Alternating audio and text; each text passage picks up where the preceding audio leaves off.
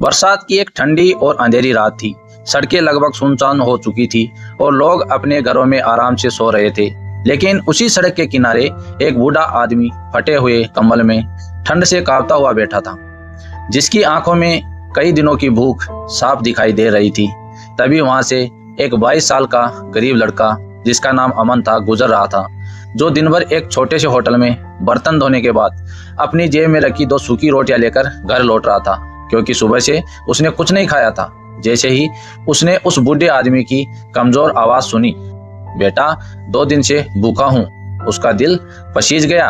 एक पल के लिए उसने अपनी भूख के बारे में सोचा, लेकिन अगले ही पल अपनी आखिरी दोनों रोटियां बूढ़े के हाथ में रख दी।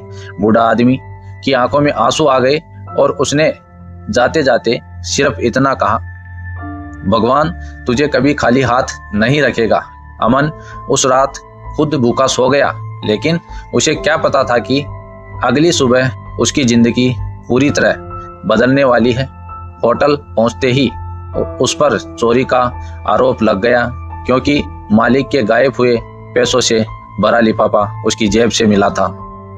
पूरा शहर उसे चोर समझने लगा। नौकरी चली गई, लोग उससे नफरत करने लगे और जिसने कभी किसी का बुरा नहीं किया था, वही सबसे बड़ा गुनाहगार बना दिया गया।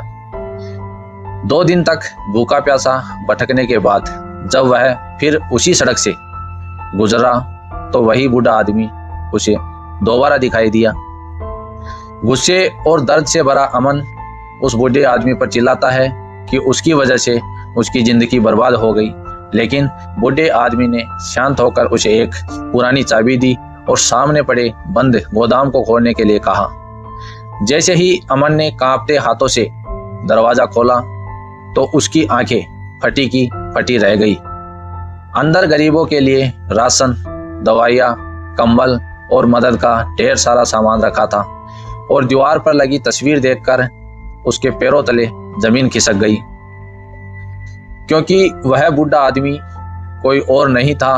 वह बूढ़ा आदमी साधारण सा इंसान नहीं, बल्कि इस शहर का सबसे बड़ा उद्योगपति सेठ था, जो लोगों की इंसानियत परखने के लिए गरीब बनकर घूमता था।